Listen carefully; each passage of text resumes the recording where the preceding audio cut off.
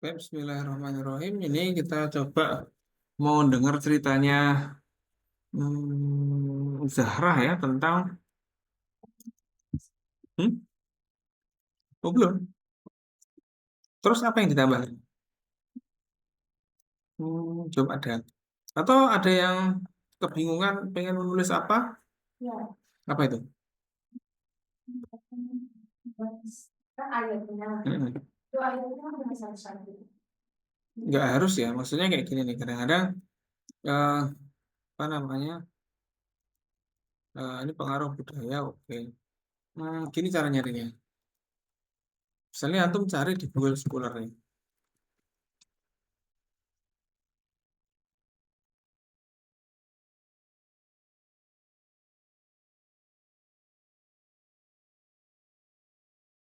Oh,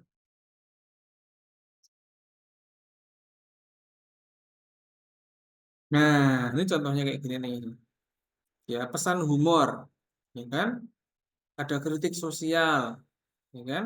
Ini bisa dibaca. Sudah baca yang ini? Belum ya?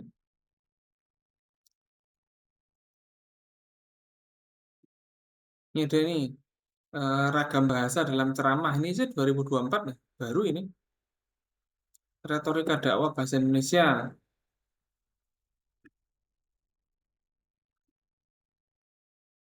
Oh, ini ada orang yang melakukan studi ceramahnya dari tahun 2001 sampai 2003. Menarik juga nih. Nah, jadi ini bisa ya. Eh, Nanti klik aja ini linknya yang saya tuliskan di sini. Ini akan membawa antum ke beberapa tempat ya nih. Contohnya ini ya. Oh, bisa download ini kayaknya.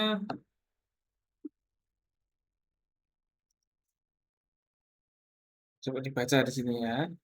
Ini adalah, klasik sekali nih skripsinya ya. Sangat klasik tahun berapa nih ya? 2000, 2000. Tahun 2000 teman-teman udah lahir belum? Oh, belum lahir. Pada lahir tahun berapa ini? 2005, 2004. Hmm. Wah, saya kelas 2, 2005, 2 KMI.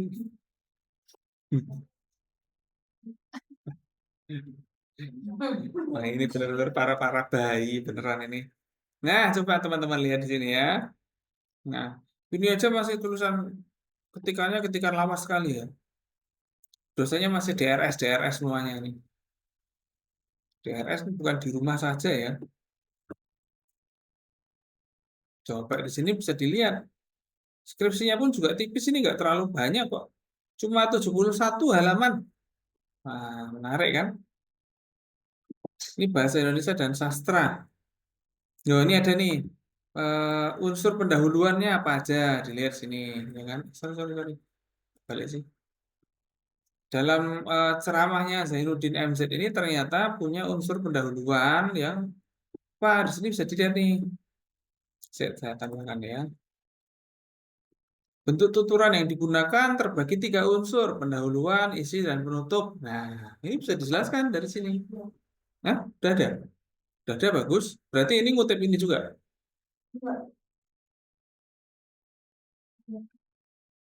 Nah, ini contohnya nih, unsur pendahuluan ada tuturan apa? Salam, sapaan, penghantar tema, ada humor, ada kesimpulan dan harapan. Kalau isi apa aja? Ya kan, argumentasi, ada ancaman, nasihat, membakar semangat, ya kan? Ada apalagi nih, pembelaan, tuntutan, janji, hukuman, penutup, apalagi nih, kesimpulan, permohonan dan janji. Nah, dan seperti itu, ya. Ini bisa disimpulkan ya.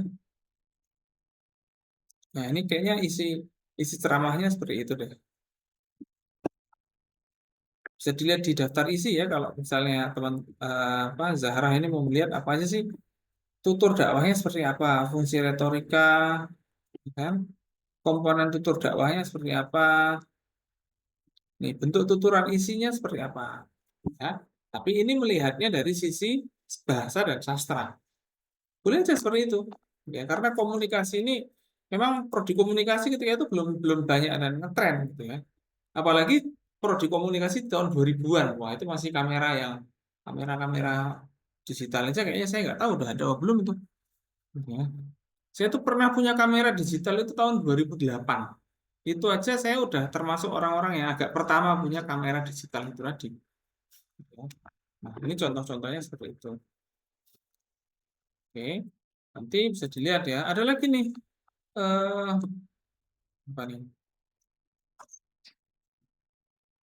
Ya, silakan, silakan. Analisis bahasa Indonesia, ragam bahasa baku lisan. Nah, ini contohnya ini. Hmm, ada banyak sekali ya. Ternyata dari sisi bahasa, Zainuddin MZ juga menggunakan bahasa lisan yang cukup baku untuk bisa dilihat kayak gitu. Bisa diringkas dari apa namanya? Ada juga yang bahasa daerah atau bahasa apa, unsur-unsur bahasa daerah, ya kan? Kalau masalah yang tidak formal, contohnya apa? Memberikan contoh atau ilustrasi, kan gitu kan? Nah, itu seperti itu. Ya, jadi ceramah itu dari sisi disiplin yang berbeda. Ya, jadi ternyata contoh itu juga termasuk gaya komunikasi yang cukup kuat. Ya, misalnya apa? Karena manusia itu kan susah membayangkan suatu ajaran, maka perlu dikasih contoh, ya kan? Nah, seperti itu. Kita aja tiap hari kalau menjelaskan perkara yang sulit ya dikasih contoh, kan gitu kan? Nah, itu adalah bentuk komunikasi. Nah, ini contoh ya, kayak sekali contohnya.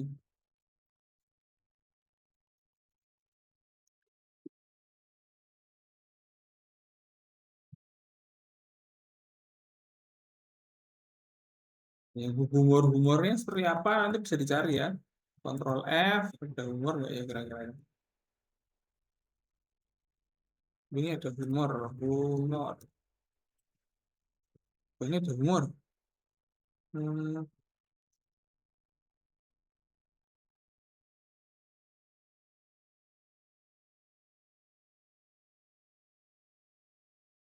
wah ini apa namanya? Ada bahasa-bahasa yang tidak baku gitu ya. Imbuhan. Jadi menarik sekali untuk baca ceramah dari Tradi. Strategi dakwahnya dengan apa? Komunikasi atau retorika. Ya. BTW nanti pengen neliti apa ini? Zaroh ini nanti untuk skripsi ini. Ya harus dari sekarang dipikirkan. Ya kan? Kalau misalnya antum bisa membuat analisa-analisa tentang retorika, tuturan dan lain sebagainya juga bagus. Ya meskipun nanti antum bukan ke bahasa dan sastra, tapi bisa jadi nanti apa? Gerak-gerik atau gimmick atau mimik dari pembicara, nah gitu kan? Kecepatan berbicaranya seperti apa? Ada nggak ustadz-ustadz yang berbicaranya cepat? Banyak, banyak sekali, cukup banyak. Tapi sasarannya adalah anak-anak muda, biasanya kayak gitu. Ada nggak ustadz-ustadz yang berbicaranya itu pelan dan lain sebagainya? Banyak juga. Sasarannya apa? Orang-orang tua. Kan kayak gitu. Ya. Apalagi orang desa dan lain sebagainya. Dia berbicara konsep-konsep itu kadang lebih pada contoh atau cerita. Nah, kayak gitu. Ya. Jadi ini kita jadi ngerti, oh ternyata tentang komunikasi itu masih banyak teori-teori yang lainnya. Ini adalah contoh penting dalam sejarah komunikasi. Ya, karena apa yang digunakan Zainuddin MZ ini itu bisa jadi digunakan juga di masa-masa selanjutnya atau sudah digunakan di masa yang lalu. Ya, saya nggak tahu ya, apakah ada pidato-pidato ulama yang lain ya, contohnya Hamka dan lain sebagainya. Saya nggak terlalu tahu karena era itu belum ada dokumentasi. Nah, itu bisa menyasar ke sisi-sisi yang seperti itu. Oh, ini pesan humor, nanti dilihat ya, pesan humornya seperti apa. Ya, punya Zahra nanti bisa nambah seperti itu. Ya, tentang apa? Tutur katanya, ya, apakah ada pesan humornya seperti apa? Contoh yang dijelaskan, apalagi ya.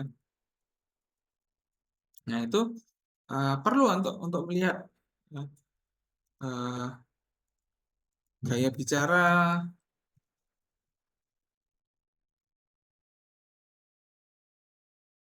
retorika. Ya. Nah, ini penting sekali karena kita kadang-kadang suka yang seperti ini atau orang nggak terlalu suka yang seperti itu. Itu juga termasuk orang suka apa enggak. Nah, ini nanti bisa dilihat. Oke, untuk Fatmadiyah, ini apa ini? Surat Al-Hujurat, ya. Komunikasi interpersonalnya di mana ini, Fatmadiyah?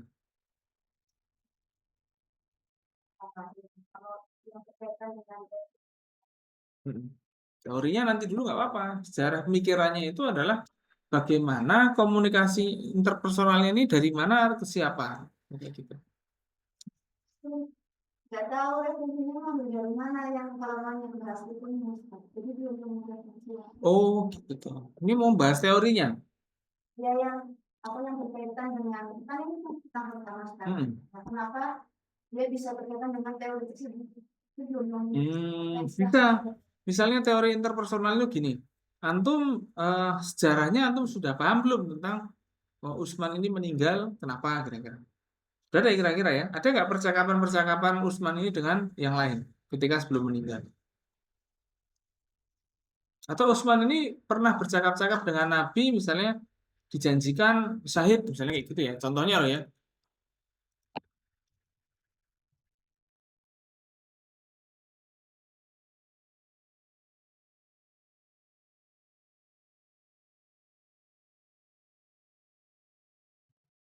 Nah, ini ada apa namanya?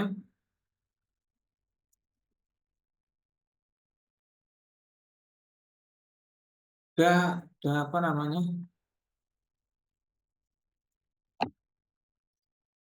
Mungkin kita bisa cari juga dengan bahasa Arab. Hadis an Mauti Usman. Ini kalau berita ya, Mas.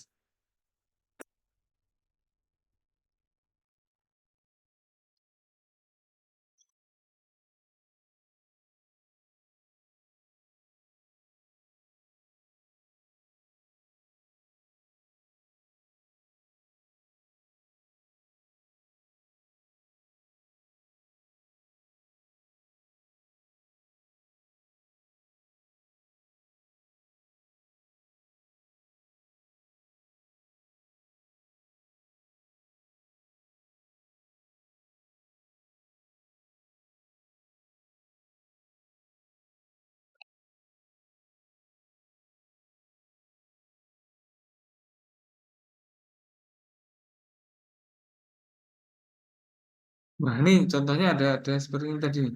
Ada hadis tentang dua orang yang akan mati syahid. Oh, di antaranya apa? Usman tadi. Ini bisa.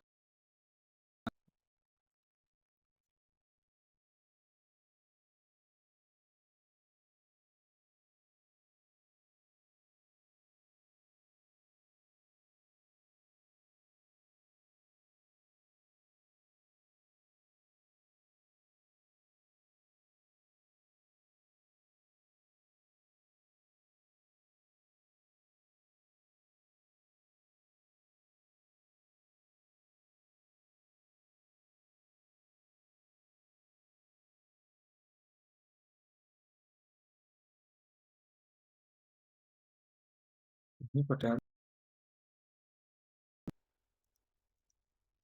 cari dalam hadis ini kan.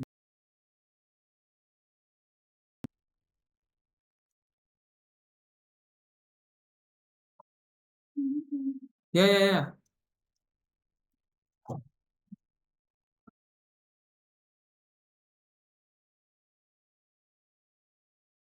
Kalau Fatma kemarin bukunya yang waktu itu sudah dibaca. Yang buat apa namanya? Yang buat semester 3 kemarin loh. Kan ada kan? Hmm.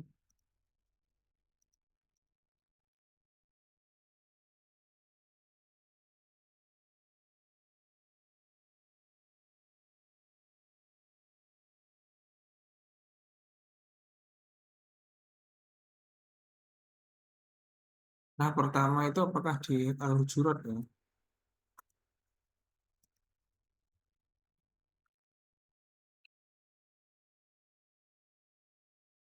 Pastinya ayatnya yang ini ya. Kan kemarin membahas di ayat sebelumnya, Ustaz. Kata Anum kan di ayat 6 sampai 10 kan berkaitan. Jadi kata pun harus jadi bahasnya dari ayat 6 sampai 10 nggak apa-apa. Cuma dari maksudnya ayat 6 sampai. Jadi pas mau nambahin mau lanjut ayat setelahnya atau gimana? Tapi kalau misalnya tafsir semuanya di 6 sampai 10 itu kebanyakan Ustaz boleh dibahas. Oh, nggak mesti kebanyakan juga. Justru kayak gini misalnya. Coba untuk lihat.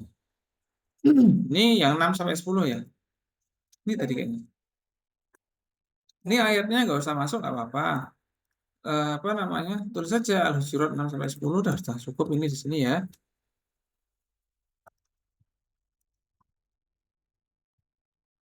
Sebab nuzul udah oke.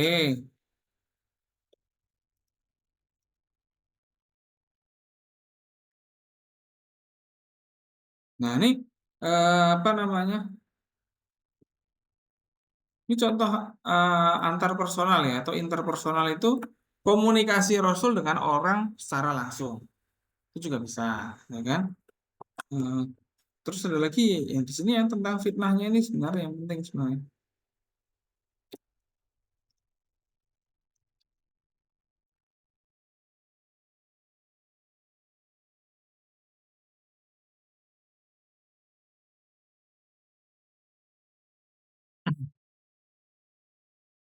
Ini yang ini Fatabayano, meneliti berita, oke. Kalau fitnah pertama ini justru eh coba ya.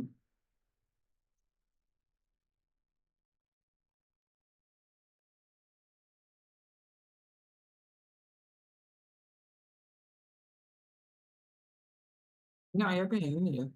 Wa in ahadun minal muslimina.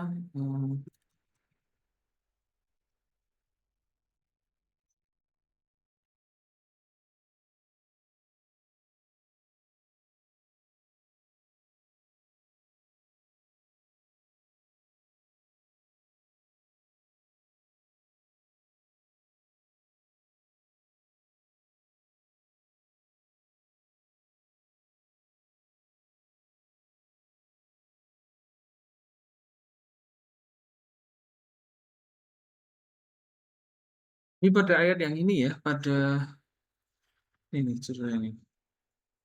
Al-Hujurat ayat 9 ini ya. Yang ini loh, yang ini kayaknya belum ya. Wa in ta'ifatani minal mu'minina iktatalu fa aslihu bainahuma. Ya. Sudah dimasukkan loh? Kayaknya belum ya. Langsung ini aja nggak apa-apa. Yang ayat 6 itu juga benar.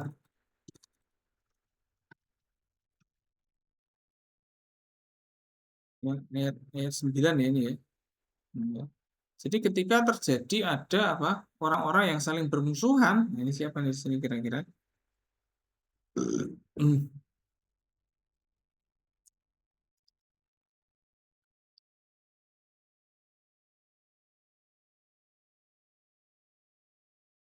cari asbabun nuzulnya ya.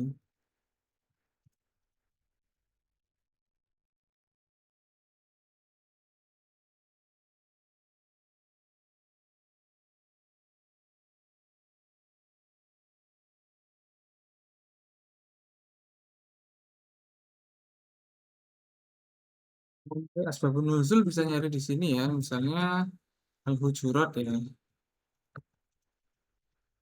ayat 9. Nyari di Samila, ketik di Samila. Ini nanti bisa membicarakan asbabun nuzul. Nah, ini pas ini. Asbabun nuzul ya ayyuhalladzina amanu in ja'akum fasiqun ya ada di sini, ya kan? Hmm, terus ada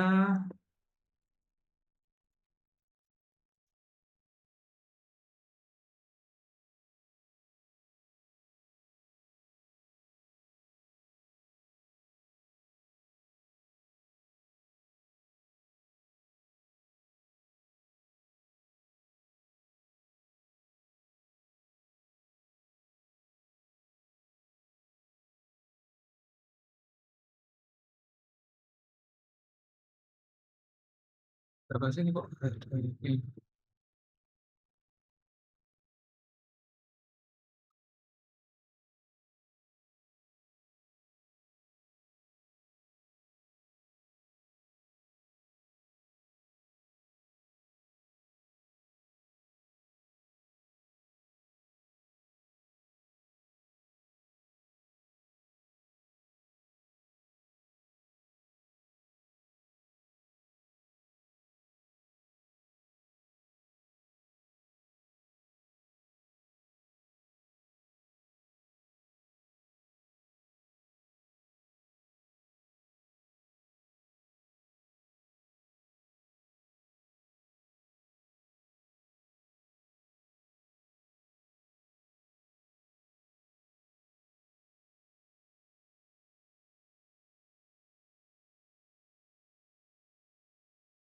Nah, ini ada apa namanya?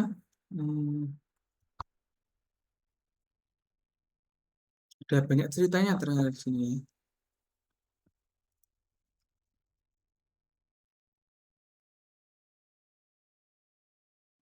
Ini ada cerita tentang Abdullah bin Ubay juga di sini disebutkan. eh mm, mm, mm, mm. Saya kasih langsung aja nanti langsung.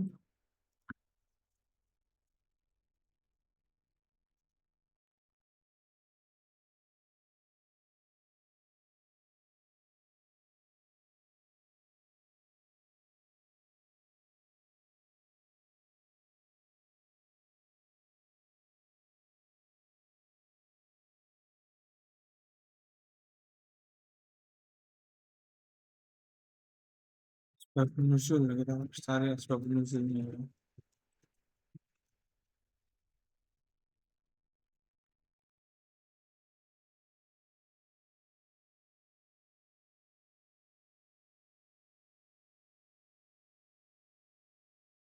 Mobil Kotlin ini sudah. Hmm.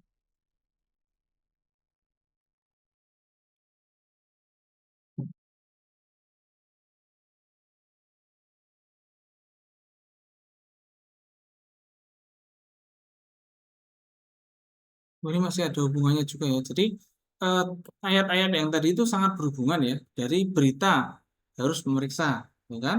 Yang kedua dari apa tadi? Layasor kaumun min kaumin itu juga ada hubungannya dengan itu, ya kan?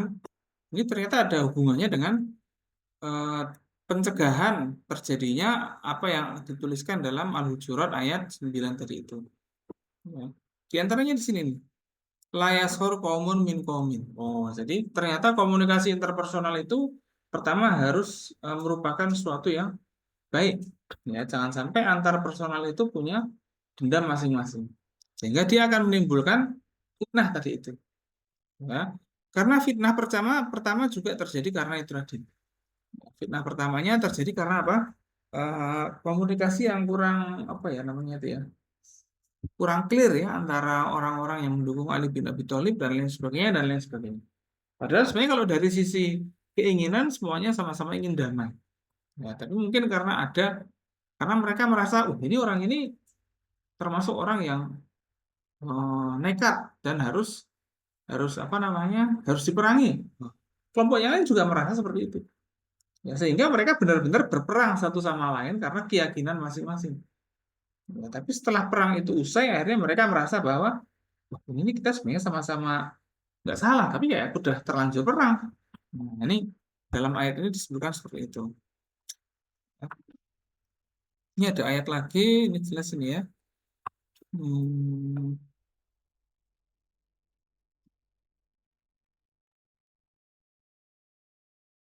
Nah, ini juga ada namanya komunikasi interpersonal yang menghindarkan dari peperangan. Ya, fa'aslihu bainahum. Ya, ada fa'aslihu bainahum. Nah, itu perlu adanya apa namanya? Apa namanya itu inisiasi perdamaian. Ya. Dan ini sangat interpersonal sekali ya. Misalnya apa fungsi komunikasi interpersonal? Boleh aja antum tulis itu. Ya. Menunjukkan kita tentang peran dan fungsi dari komunikasi interpersonal. Di antaranya apa? Resolusi konflik, ya.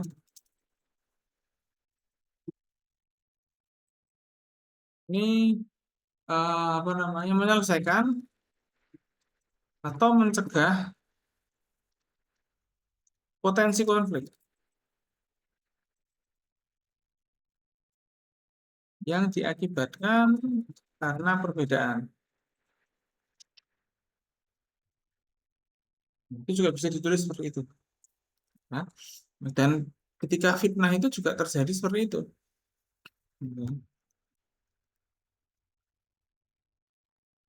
Ini ada lagi di sini.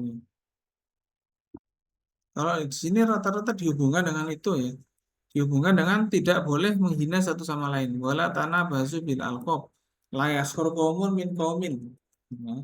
Ternyata komunikasi interpersonal itu jangan sampai menghina orang lain, ya. Karena ya walaupun kan bisa orang itu bisa dua hal ya. Apakah orang itu merasa terhina di publik sehingga dia ngamuk, atau dia merasa dihina secara personal sehingga dia juga bisa ngamuk juga. Nah, jadi hati-hati dengan omongan itu tadi. Tapi kalau sudah terjadi pertempuran atau sudah terjadi wa in ta'ifatani minal mu'minina iktatalu fa aslihu bainahuma. Ya, maka harus terjadi apa? Komunikasi-komunikasi untuk membuat konflik menjadi lebih apa ya istilahnya itu lebih lebih cepat selesai daripada dilanjutkan. Itu bisa tulis seperti itu ya, prinsip-prinsip dalam komunikasi interpersonal. Ya, di antaranya apa? Mengecek berita yang ada. Nah, nanti antum bisa simpulkan seperti itu. Yang dapat saya simpulkan misalnya gitu ya.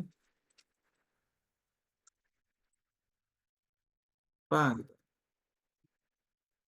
Verifikasi berita misalnya gitu.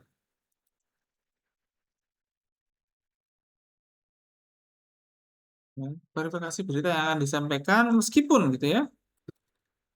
Khususnya gitu ya. Yang berasal dari apa gitu. Orang yang dianggap apa? Fasik. Nah, gitu. Ya. Ada lagi yang lain nggak dari itu? Komunikasi interpersonal memiliki tujuan apa?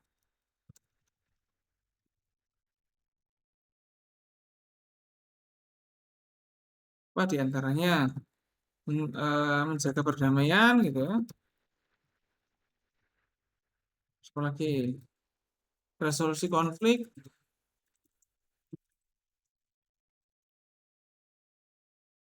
Terus apa misalnya mengajak pada kebaikan itu juga boleh.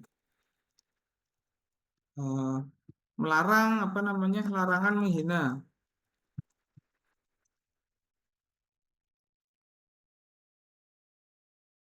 itu termasuk kayak gitu. Komunikasi interpersonal harus bisa dibawa pada ranah-ranah seperti itu tadi. Tapi ini prinsip-prinsip. Jadi dalam Al-Quran itu emang nggak ngomong teorinya, tapi langsung ngomong prinsipnya. Ya, di antaranya apa? Ini seperti ini contohnya nih, mengumpulkan zakat dan lain sebagainya. Ini juga udah oke yang di atas ini juga udah oke ya. Fata bayanu, fata sabbatu ini udah ada ditulis. Oke lah, dilanjutkan ya, Fatma dia tadi ya. Ayat yang terakhir tadi itu bahwa bagaimana sikap kita tentang adanya pertempuran sama atau pertikaian sama saudara yang muslim maupun mukmin. Ya. Itu fitnah itu terjadi gara-gara itu tadi. Karena semuanya merasa eh, saling benar dan saling merasa bahwa ya saling berat juga. Dan sebenarnya kedua-duanya nggak salah. Yang salah adalah karena konfliknya itu. Oke, ini punya Fatmah. Coba kita lihat punyanya siapa ini? Punyanya gadis secara akulturasi. Kalau baru membeli itu, Iya, apa coba? baru ini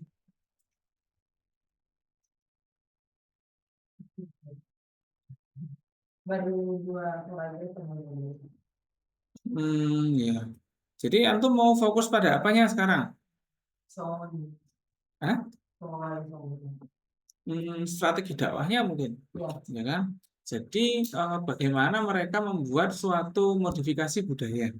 Jadi antum bisa ini ya, kalau antum cari teorinya itu komodifikasi budaya. Itu juga ada teori komodifikasi budaya. Ya. Efek media massa yang berpengaruh, misalnya ya. Hmm,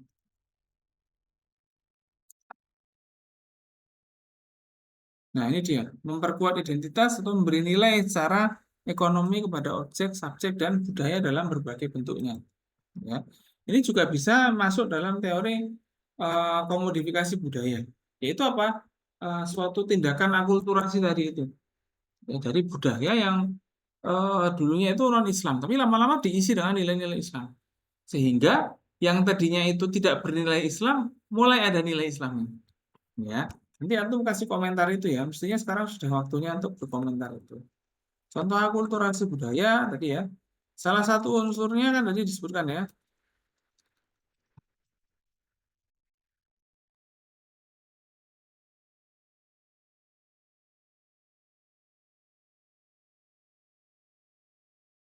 Kenapa? Akulturasi atau sinkretisme sebenarnya unsur yang terjadi itu.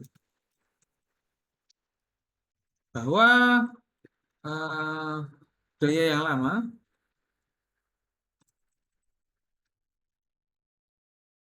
yang terdahulu, gitu ya, seringkali diisi nilai maupun ajaran Islam.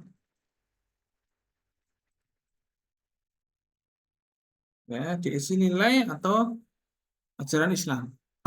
Sehingga memang gitu kan eh, kegiatan kultural tersebut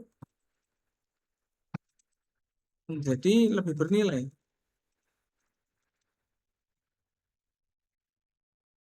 dan dekat dengan eh, kebenaran Islam.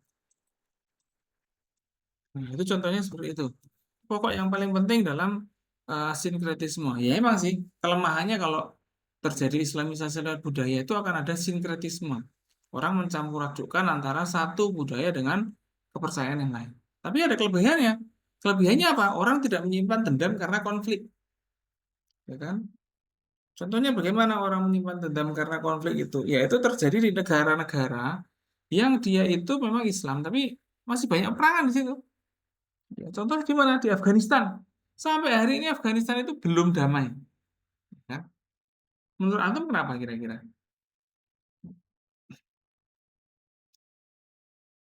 Budaya, kan?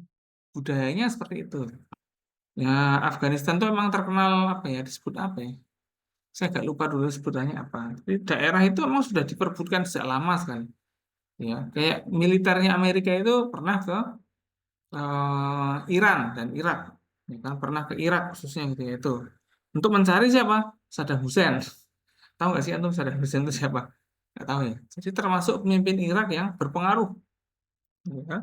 Jadi di negara-negara Muslim ketika itu mereka itu menggunakan semacam ideologi-ideologi komunis, ya, untuk apa? Untuk penguatan karakter bangsanya. Meskipun ada Islamnya juga, tapi pakai ideologi komunis untuk memberontak melawan penjajah. Apakah di Indonesia juga terjadi? Terjadi. Sayangnya korbannya adalah sesama orang Muslim, ya kadang-kadang seperti itu. Tapi di Irak pun juga demikian. Bahkan dulu ya, misalnya di Libya, ini kayaknya kita bicara politik internasional ya, ada orang namanya, saya kok lupa sih, Muammar Gaddafi. Wah, ini juga termasuk kepala revolusioner Republik Arab Libya. Wah, ini. Pada zaman itu, ya, pada zaman itu memang apa namanya, ya cukup menang ya, maksudnya cukup menang. Kenapa? Karena ya apa? Ya cukup sejahtera ya, karena diperintah dengan diktator seperti itu. Ya, tapi ya diktator ini kan ideologinya kalau republik dan lain sebagainya itu biasanya dekat dengan komunis. Ya, beda dengan demokrasi, dia tidak itu. Kalau diktator biasanya calonnya cuma satu. Ya, contohnya negara yang komunis ketika itu apa? Uni Soviet. Ya, sekarang ya itu tadi Cina kan gitu kan. Ya. Kalau negara Arab ketika itu apa ya ideologinya? Nah, itu mereka sebenarnya juga sedang bingung. Kalau boleh dibilang seperti itu. Ya, mengislamkan tapi dengan cara yang seperti itu.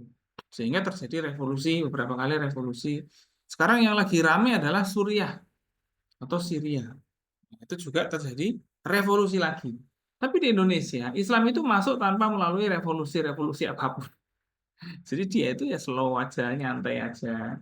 Ya meskipun kelemahannya apa tadi terjadi sinkretisme tadi. Ya kan? Selain itu apa kelemahannya? Ya kelemahannya ya kayak kita sekarang ini, hidupnya nyantai, damai gitu kan. Jadi tidak seperti Islam di daerah yang lain.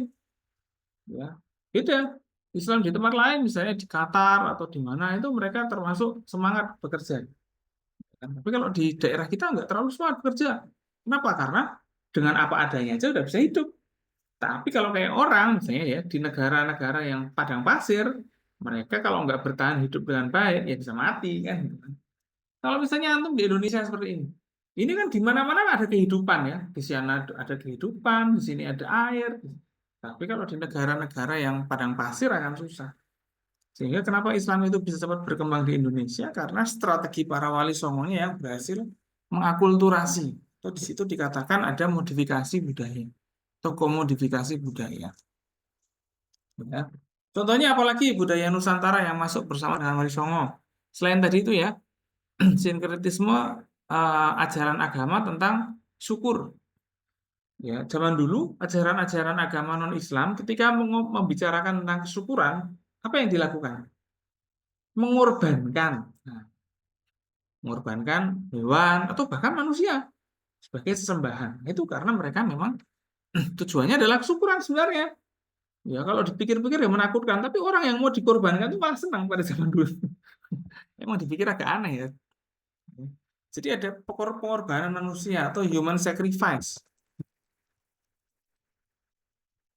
Wah ini contohnya kalau di Aztec ya. Aztec itu suku di apa namanya Amerika Latin ya, katakanlah Brazil. Nah, ini contohnya nih budayanya apa ini? Nah ini ada pengorbanan manusia. Ya, dekorasi dulu, terus baru ada pengorbanan. Wah ini ada pengorbanan manusia seperti ini contohnya.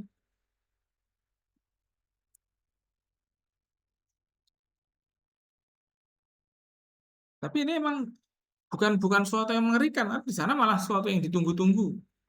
Ya, pengorbanan manusia itu untuk kesyukuran. Kenapa? Karena budaya berkorban ini sudah ada. Ya kan? Anak-anaknya Nabi Adam itu ketika akan menikah disuruh ngapain? Berkorban. Menyajikan apa? Kurban. Ya kan? Kurbannya siapa yang diterima dan kurbannya siapa yang nggak diterima? Kan ada Qabil dan Habil itu loh. Yang diterima kurbannya siapa?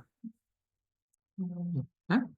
Ya, karena kurbannya Qabil diterima, terus saudaranya, wah ngamuk kan gitu kan. Wah nggak bisa saya. Wah, zaman sekarang ada nggak yang cintanya nggak diterima terus seperti itu? Masih ada. Jadi itu sudah sejak awal sekali budaya manusia. Jadi ternyata seolah-olah ada semacam garis takdir antar manusia itu seperti itu.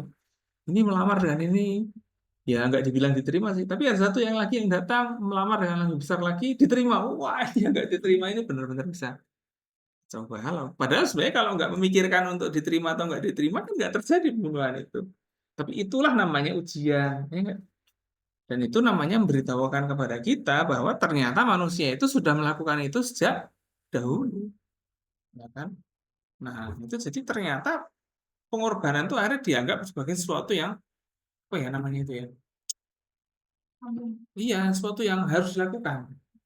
Ketika Nabi Nuh selesai banjir, itu ngadakan syukuran. Selesai banjir, banjir turun itu ada, silakan masuk. Ada syukuran. Gitu. Ya, ya masuk masuk boleh. Ya ngadakan syukuran. Syukurannya gimana? Ya itu tadi makan hewan bakaran atau apa namanya mempersembahkan hewan bakaran. Contohnya gitu. Nabi mempersembahkan hewan bakaran. Wah, ini ada nih. Loh, ini kalau di Alkitab ya, Nuh mendirikan mazbah lalu mempersembahkan kurban bakaran. Wah, ada kurban hewan-hewan yang selamat dan lain sebagainya. Oh ya dikorbankan buat syukuran atau apa. Tapi ini kita nggak tahu ya. Masih masih menjadi misteri ini benar apa enggak gitu ya. Maksudnya Oh benar yang apa enggak? sebelum Ini kan hewan. Makanya gini, kalau dari hadis Nabi itu ada hadis Nabi yang bunyinya gini. Kalau Anda mendengar ayat-ayat dalam Injil dan lain sebagainya, itu fala tusaddiquhu wa la tukadzibuhu. Maksudnya apa? Ya jangan jangan mutlak dianggap bohong atau jangan mutlak dianggap benar. Karena bisa jadi kalau kita bilang itu bohong, jangan itu yang benar. Karena ini kan nggak berhubungan dengan agama. Maksudnya ya, oh ini Nuh memberikan kurban kepada Tuhan. Oh, itu kelihatannya sih seperti membuat kurban kan gitu kan. Sama juga Nabi Ibrahim juga gitu ketika ada tamu membuat apa? Sembelihan, ya kan? Kurban kepada tamunya. Jadi sebenarnya kayak kayak kita nih ada acara apa tasyakuran panitia. Nah, itu kan sebenarnya juga kalau dipikir-pikir gara-gara tasyakuran kan mungkin uang uang panitia jadi minus kan gitu kan ya. Tapi itu sebuah apa ya? Sebuah sesuatu yang terjadi. Kayak Anda waktu masih bayi kan ada akikoh kan?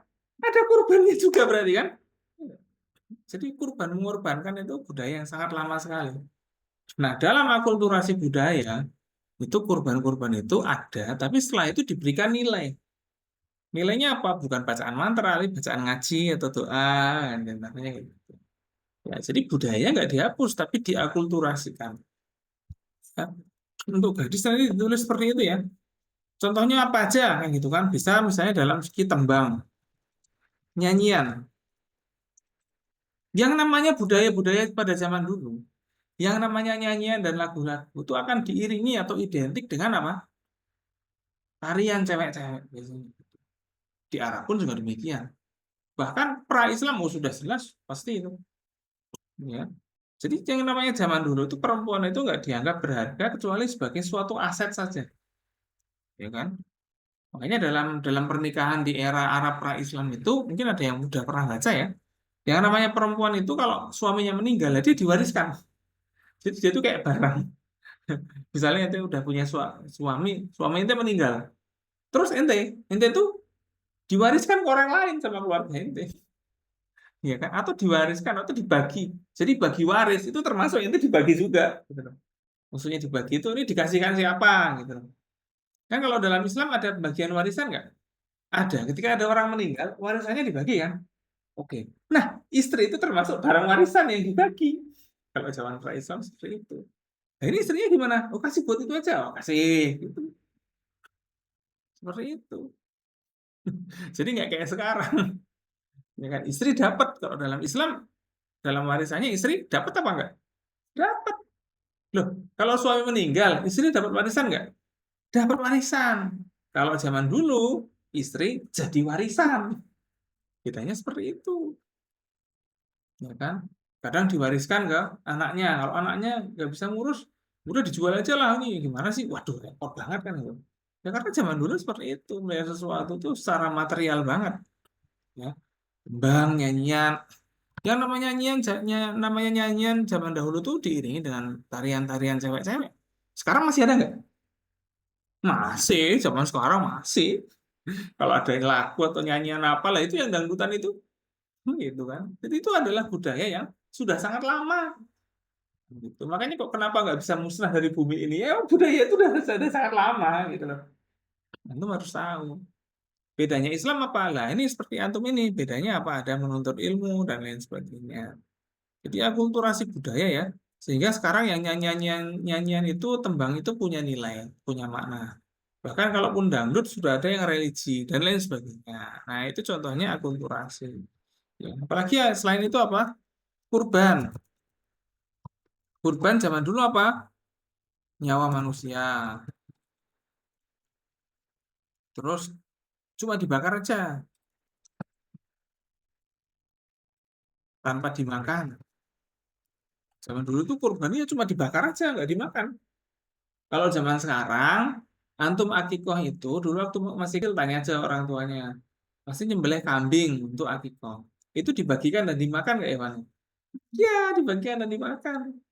Kayak zaman sekarang kita ada hari hari raya kurban. Wah, itu kan juga termasuk semacam seperti persembahan. Tapi sebenarnya dalam Al-Quran ditegaskan bahwa layanalallahu luhumuha wala dima'uha. Jadi Allah itu nggak akan mendapatkan daging maupun darahnya. Walakin yanaluhut taqwa minkum. Jadi Allah itu mencari ketakwaan yang dengannya Anda berkurban. Nah, diantaranya seperti itu. Itu beda. Jadi ada pergeseran. Zaman dulu kurban itu sesuatu yang ya sudah dibakar, sudah habis itu aja. Tapi dalam Islam yang namanya kurban itu adalah sesuatu yang tidak boleh mubazir, harus dimakan. Makanya yang dikurbankan adalah hewan-hewan yang halal untuk dimakan. Jadi yang namanya kurban, mengorbankan itu sudah budaya ya, seperti itu tadi. Ya, ada lagi tradisi yang lain, tradisi apa namanya, selamatan. Selamatan di masyarakat dulu ya yang dibaca apa mantra-mantra dan lain sebagainya. Tapi sekarang selamatan di masyarakat tuh yang dibaca apa doa-doa, suruh doa, gitu kan. Ya, ada yang punya kakak laki-laki di sini, punya kakak laki-laki atau di kampung? Hidupnya di kampung atau di kota? Di kota. Oh, nggak ada acara-acara tahlilan atau apa gitu. Nggak ada ya. Kalau ada acara misalnya kakak antum suruh tahlil ya. Terus suruh doa, kadang kayak gitu. Ya, atau nanti antum mengalami waktu KKN nantilah. Jadi KKN itu kadang-kadang ada acara masyarakat. Itu ada tahlil, ada apa. Kalau kami yang putra harus siap-siap ini, harus siap-siap bisa tahlil, baca doa. Nah, itu ada selamatan di masyarakat seperti itu. Jadi desa-desa sekitar sini mesti selamatan. Kalau punya kendaraan baru atau apa, selamatan. Kalau punya rumah baru, mesti selamatan. Tapi selamatannya adalah dengan doa, bahkan juga dengan khataman. Diganti dengan doa dan khataman Al-Quran. So, kalau misalkan yang itu kirim doa misalnya kalau misalnya orang meninggal, kirimnya doa itu tetap ini. Ya bunganya kan nggak dikirim. Dengan itu dikirim ke orangnya sama taruh di rumah gitu. Nggak ada masalah dengan itu. Taruh aja. Oh, Ini nggak ada masalah. Ya, maksudnya itu tuh itu nama itulah namanya bentuk akulturasi. Kalau bunga paling kalau kotor ya udah gugur dibuang kan gitu aja. Nanti dibuang kan bunganya. Ya harus dibuang lah itu ya. Kalau zaman dulu yang namanya saja nggak boleh dibuang hmm. gitu. Sampai bosok, sampai rusak-rusak tetap di situ.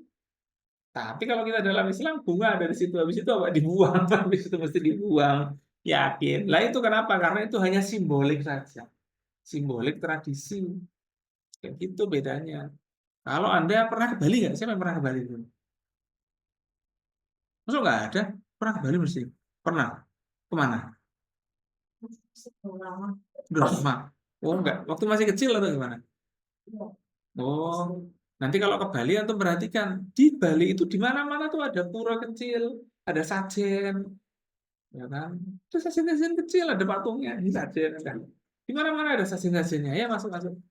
Kayak gitu. Ya. Kenapa? Ya emang itu budayanya mereka. Ya, bahkan juga keyakinannya mereka juga tentang tradisi itu. Nah, kalau dalam Islam tradisi itu berubah. Ya, jadi bukan sajian lagi kalau ada sesuatu yang sifatnya persembahan ya itu ada makanan. Makanannya dibagi, bukan bukan hanya disajikan saja, tidak dimakan. Ya, kayak tahlil dan lain sebagainya itu ada makanan di situ, tapi habis itu makanannya dibagi. Ya, nggak kayak di zaman dulu yang makanannya hanya dibuang dan lain sebagainya. Itu ya. Nah, jadi kalau jawaban saya nggak apa-apa. Ngirim doa. Apa doanya nyampe? Apakah doa yang kita kirim pada orang tua itu apakah nyampe? Nyampe lah. Dia nggak balik. Kalau kayak ngepostin surat kan, kalau surat nggak nyampe, balik ke alamat kita. Doanya nggak balik. Doanya nyampe. Ya, kalau menurut saya nyampe. Ya kan? Ya, tidak ada ulama yang bilang bahwa doanya nggak nyampe itu nggak ada. Kenapa? Karena kan ada hadisnya apa? Waladin solihin yada'ulahu atau anak yang mendoakan orang tuanya. Walaupun dia bukan anaknya, tapi mendoakan, mendoakan yang nyampe adalah mendoakannya sebenarnya yang paling tepat. Tapi tidak ada ulama yang bilang doanya nggak nyampe, nggak ada. Nah, bahkan Nabi Ibrahim aja ketika ayahnya meninggal mendoakan nggak? Saya mau nanya, Nabi Ibrahim kan punya ayah kan, yang musyrik itu, ya apa enggak? Ketika ayahnya meninggal, Nabi Ibrahim mendoakan apa enggak? Ada ayatnya dalam Al-Quran. Coba di sini kita lihat. Wa maka nastighfaru Ibrahimu illa an mau'idatin wa adaha iya. Nah ini maka nastighfaru Ibrahim abihi. Ini ada ayatnya. Coba ini. Jadi ada pertanyaan menarik. Apakah Nabi Ibrahim itu ketika ayahnya meninggal itu mendoakan apa enggak? Jawabannya adalah mendoakan. Ada di ayatnya sini. Ini loh ayatnya ada. Wa maka nastighfaru Ibrahim li abihi illa an mau'idatin wa adaha iyahu. Nah, ya cuma kayak formalitas ya tetap didoakan. Nabi Ibrahim itu tetap mendoakan ayahnya ketika meninggal. Iya, itu didoakan. Wa makana istighfar, istighfar lagi kan gitu kan. Iya. Sa'astaghfirullaka rabbi. Misalnya kayak gitu. Tapi itu adalah sebagai penghormatan. Falamma tabayyana lahu annahu aduwwul lillah tabarra'a minhu. Sudah. Setelah itu ya sudah. Jadi ya sudah istilahnya sudah tidak lagi gitu kan. Nah, jadi jangan dikira Nabi Ibrahim nggak mendoakan, ini mendoakan. Sama kayak kita mendoakan orang lain, sama. Ya, tapi yang menjadi perdebatan adalah dengan didoakan itu apakah benar-benar jadi masuk surga apa enggak? Itu perdebatan. Kenapa ya? Tentu saja kalau orang itu nanti akan tergantung hisabnya masing-masing. Ya, gitu ya, tradisi doa gitu ya.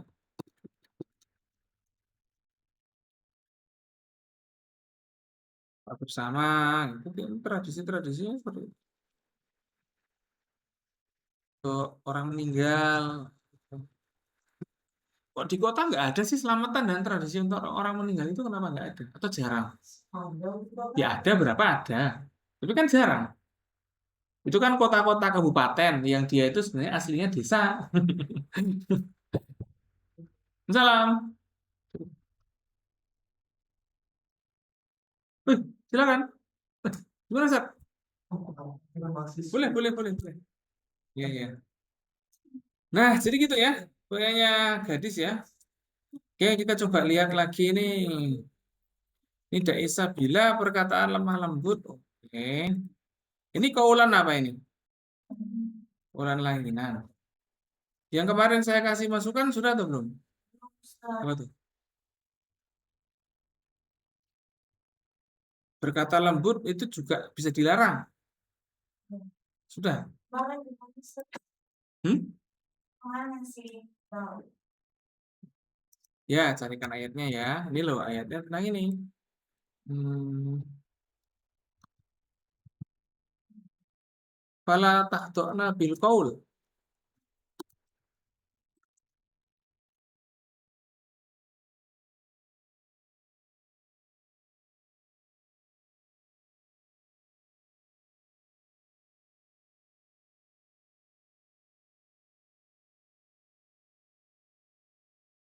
Nah, tapi ini emang ayatnya ini khusus untuk wanita atau istri para nabi. Lastunna ka ahadin minan nisa. Ini taqaitunna fala tahdona bil qaul. Fayat ma'alladzi fi qalbihi marad. Wa qulna qaulan ma'rufan. Nah, ini seperti ini ya. Jadi ini taqaitunna fala tahdona bil qaul. Jadi ini termasuk meskipun qaulan layinan itu ada dalam perintah, tapi untuk para wanita itu harus hati-hati ketika apa? Bicara. Fala tahdona. Jangan berkata yang lirih-lirih, lembut gitu atau apa.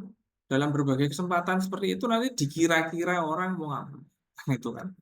Nah, ini jadi pikiran orang jadi buyar dengan trading.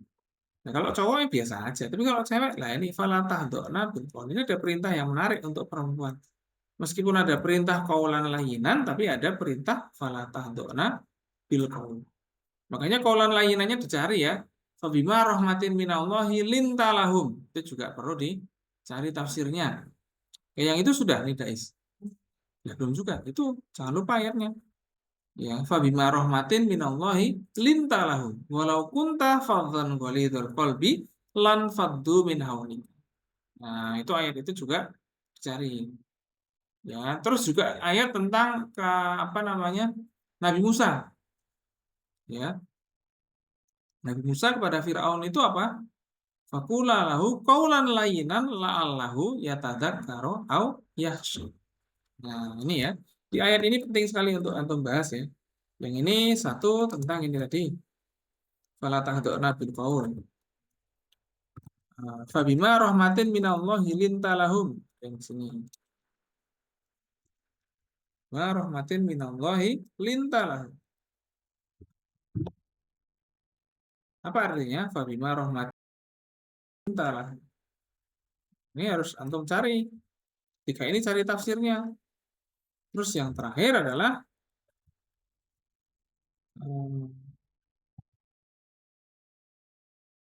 Fakula lahu qawlan layinan la'allahu yatadzakkaru aw yakhsha.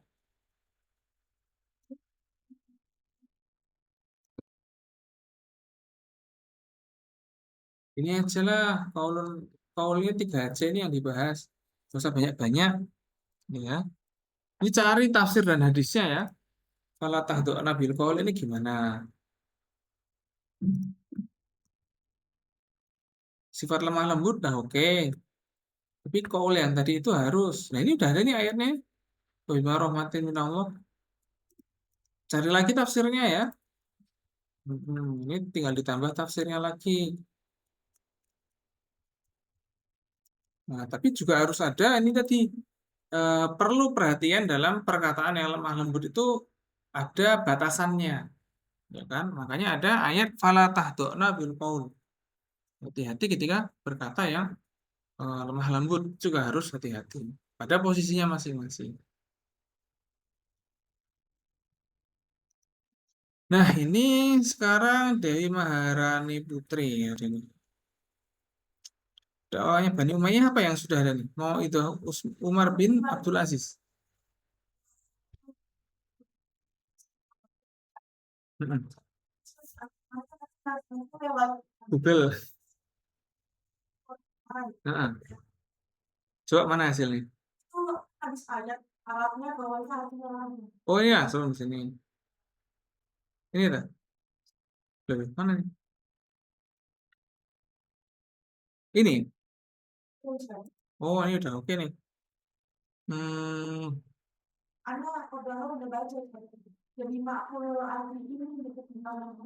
ya jelas lah. Coba kita koreksi lagi.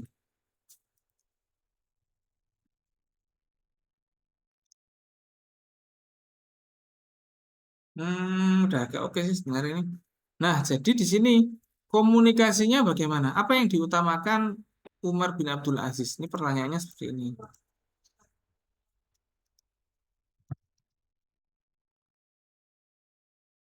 Apa sebenarnya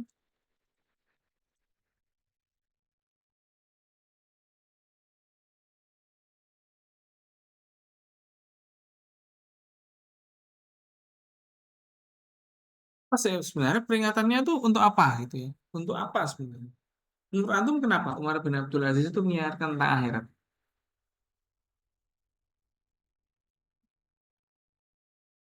Kira-kira kenapa?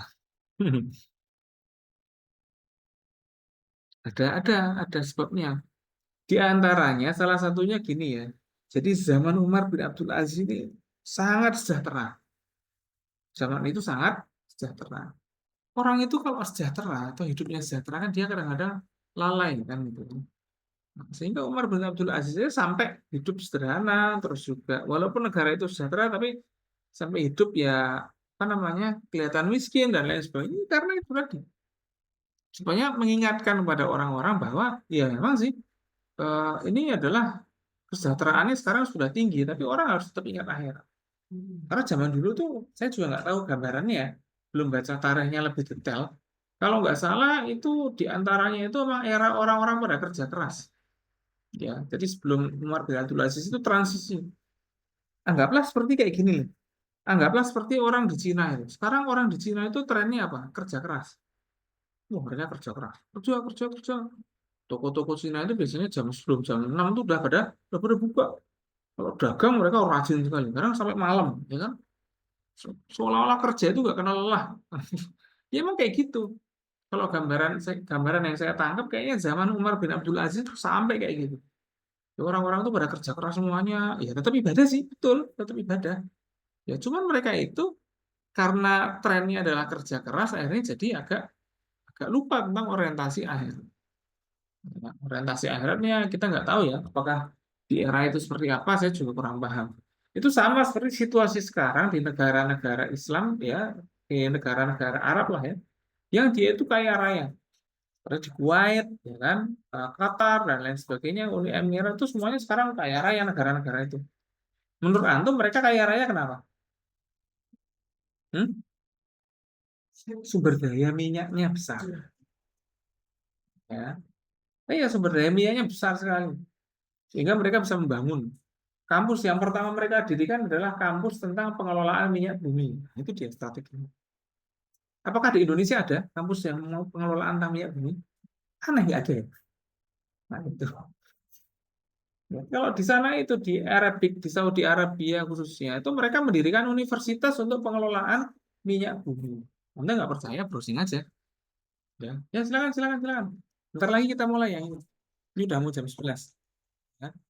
Nah, peringatannya apa? Itu diantaranya itu nanti untuk mengingatkan tentang itu apa namanya hari akhirat dan lain sebagainya. Ya.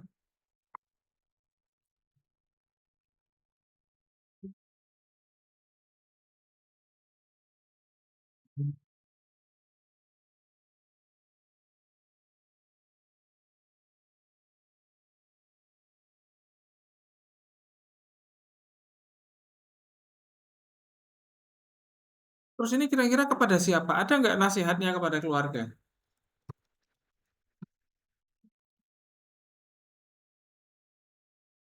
Ya, yang sudah meninggal itu ada. Kan? Mm-mm. Nah, itu makanya komunikasi-komunikasi itu perlu dilihat komunikasi dakwahnya itu seperti apa. Ini sebenarnya lebih tepatnya bukan komunikasi dakwah ya, tapi lebih pada komunikasi-komunikasi pembangunan. Sebenarnya seperti itu. Komunikasi pembangunan. Ada nggak kira-kira teorinya?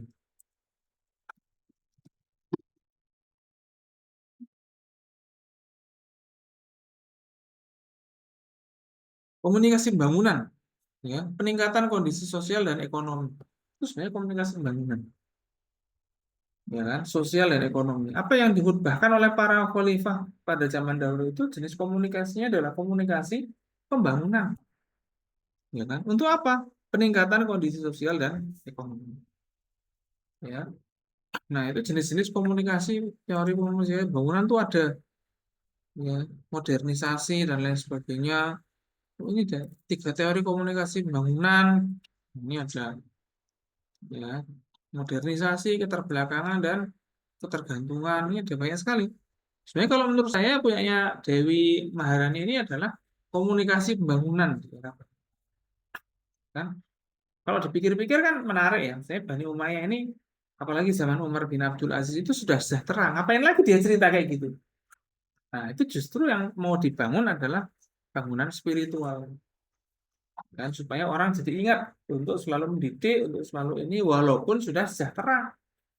Karena yang namanya sesuatu itu tidak sementara. Misalnya susah payah itu tidak sementara. Kesejahteraan pun juga tidak akan sementara. Ya. Makanya Umar bin Abdul Aziz itu khawatir ketika orang-orang ini sudah enak hidupnya, lupa untuk berjuang.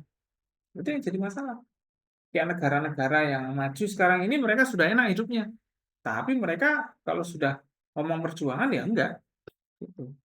Ya, contohnya ketika di daerah mana itu ya dulu tuh ya. Ketika terjadi wajib militer, banyak warga yang kabur. Kan? Di negara-negara yang lain, yang di negara yang selain Indonesia loh ya. Di Indonesia mah nggak usah wajib militer, sudah ada organisasi-organisasi yang punya perguruan silat, apalagi itu, ya kan?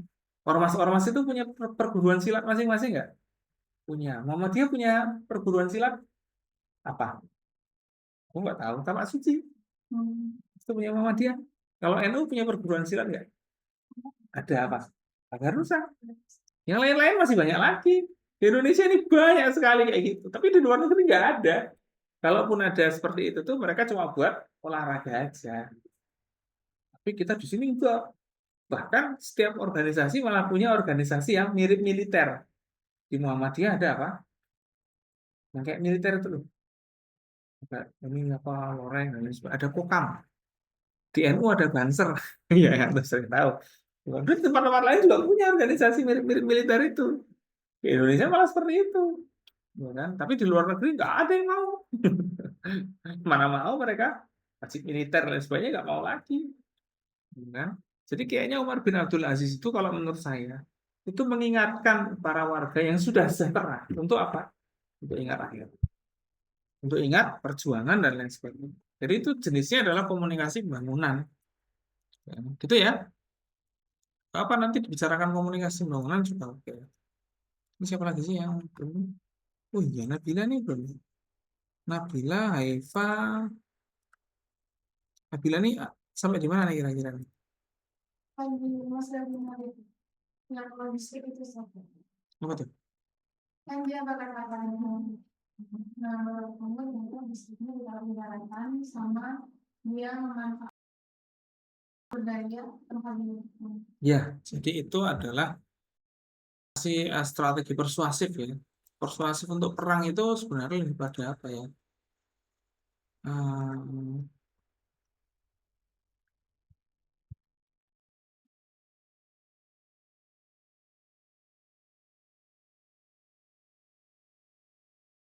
Ini ada nih. Where is persuasion?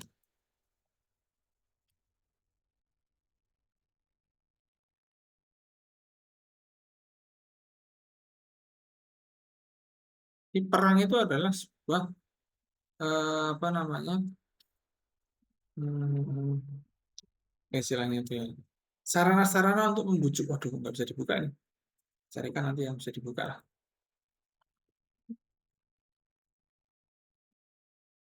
Ini persuasif komunikasi persuasif itu di mana-mana terjadi dalam perangan. Propaganda atau komunikasi persuasif. Ya, ini Nabila ini ya. Jadi ini lebih pada propaganda atau bukan perkembangan dakwahnya ya, lebih pada teori komunikasi persuasif.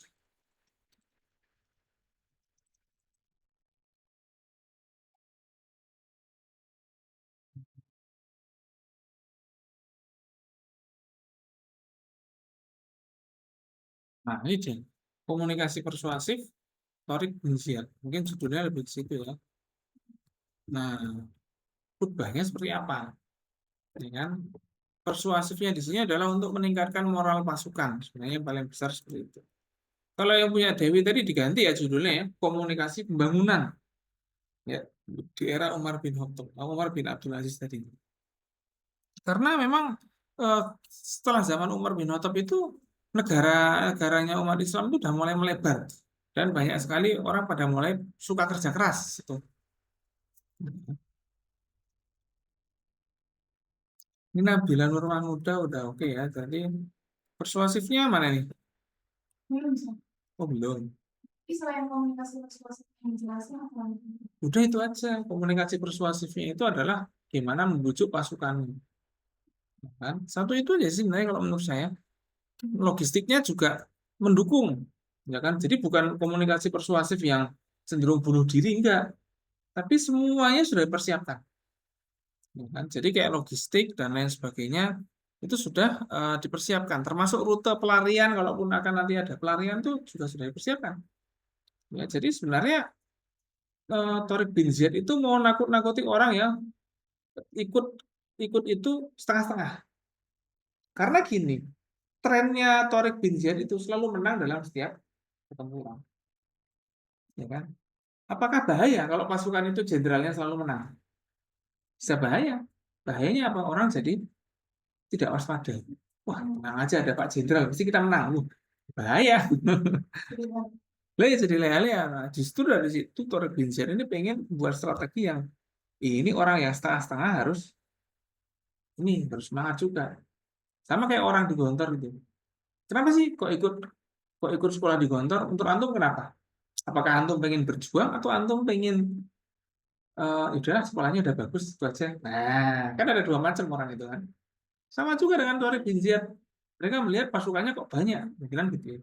Wah, kok pasukannya banyak kayak gini ya? Mereka beneran mau perang atau nyari rampasan perang? Nah, ini pertanyaan lagi. Nah, dampaknya kalau jenderal itu sering menang, ya bisa jadi ke situ. Pasukan itu makin banyak untuk mencari rampasan perang malah. Padahal yang dilawan ini sebenarnya jadi pasukan itu lemah jadi masalah, terlalu kuat juga masalah. Jadi jangan dikira hidup itu nggak punya masalah apa-apa. Sama kayak negara. Negara itu kalau kayak kita dengan negara yang berkembang, itu juga punya masalah. Tapi di negara yang maju, mereka juga punya masalah. Apa kira-kira masalah negara maju?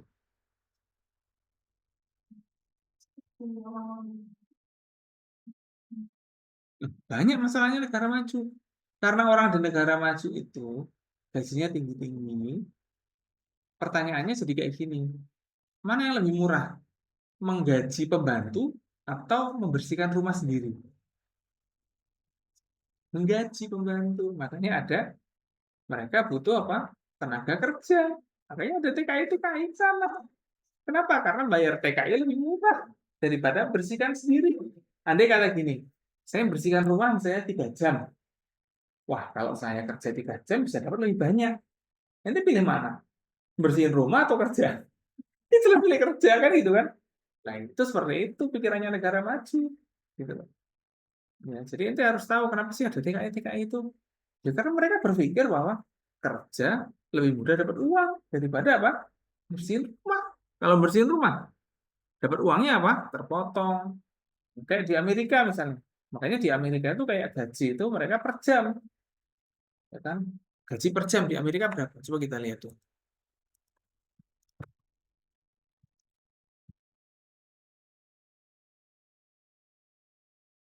Oh, jangan dikira ya.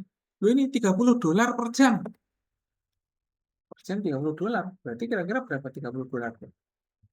450.000 per jam. Per jam. Bayangkan, murahan mana? Mereka gaji pegawai atau mereka.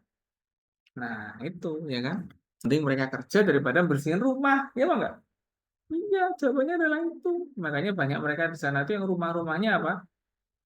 Ya rumahnya kotor dan lain sebagainya karena kerja. Terus karena orang di sana itu nggak perlu sholat, yang ateis-ateis gitu kan, nggak mungkin rumahnya perlu bersih dan suci. Kenapa? Nggak buat sholat. Coba antum cari nanti di IG ya.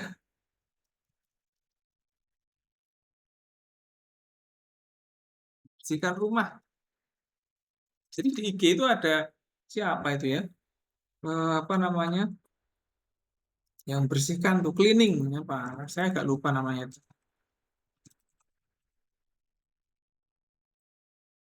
Siapa ya? Saya tuh agak lupa.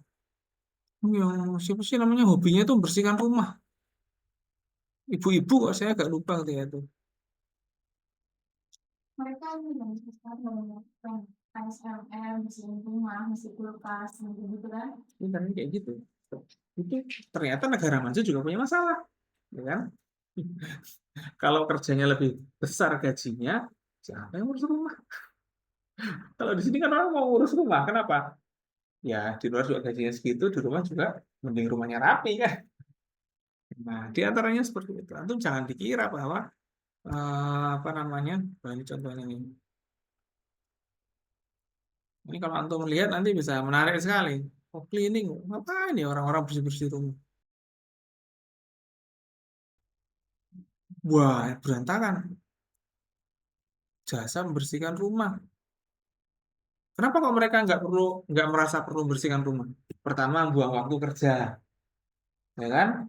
Yang kedua, mereka ya nggak terlalu perlu sholat, nggak perlu tempat bersih suci, tidur ya tidur.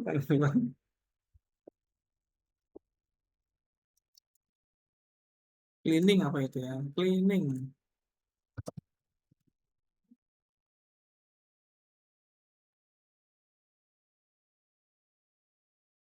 Oh, nggak lupa namanya siapa ya? Itu petugas kebersihan di sana sangat luar biasa ini. Ya. Nah, jadi kayak gitu. Jadi jangan dikira kalau negara itu sudah maju. Sama juga dengan pasukan. Jangan dikira pasukan itu kalau sudah kuat dan sering menang itu malah bagus. Ternyata juga ada kelemahan juga. Nah, jadi memang perlu dibuat kayak gitu. Ya. Terakhir Raisa Hasna. Ini suratnya sudah ada berapa nih suratnya nih? Ini banyak nih. Hmm. Hmm? Gimana Raisa? Oh boleh. Ya, ya itu benar. Surat itu juga hadis ya ini ya. Ini benar. Karena termasuk ya suratnya Nabi itu juga termasuk hadisnya Nabi. Karena surat itu didiktekan. Nah, ini benar ini. Saya nggak tahu nih dari mana nih ya.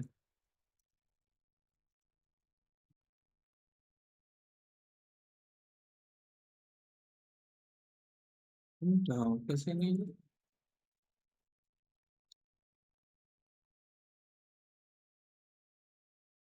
Ini bukan membangun peradaban dengan dakwah surat ya, tapi eh, surat dakwah dan prediksi masa depan.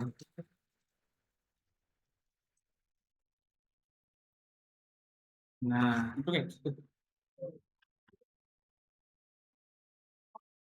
Dalam surat-surat itu ada genrenya masing-masing ya. Ini ada. Oke.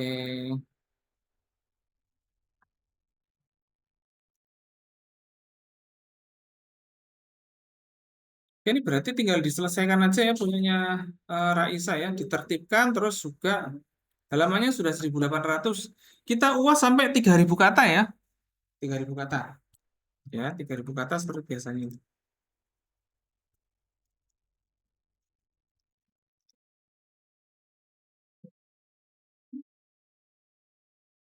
Justru yang paling penting ini adalah eh, kerajaan. Nah, ini pertanyaannya. Kita bikin pertanyaan di sini. Hmm, Yang di manage atau diatur dengan baik, gitu.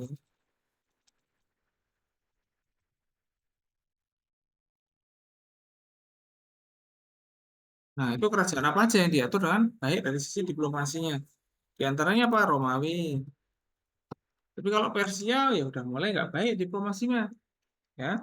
Karena emang mereka secara sejarah saja emang sudah mendekati akhir.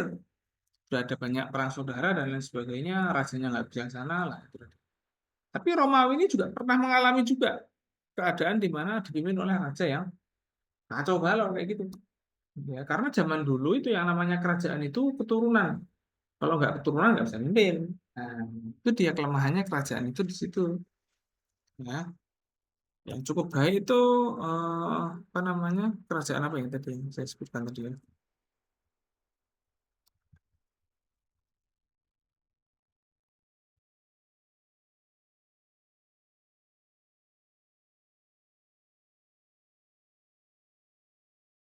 Wah itu sebenarnya udah cukup sih Persia dan Romawi ya.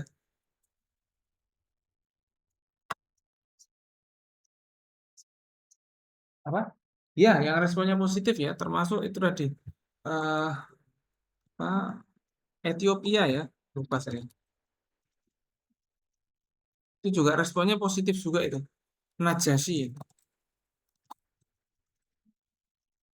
ya, itu juga responnya positif juga. Ya. Jadi mereka berhasil eh, membuat komunikasi antar itu. Cuman peperangannya orang Muslim itu terjadi bukan ketika Heraklius itu tadi.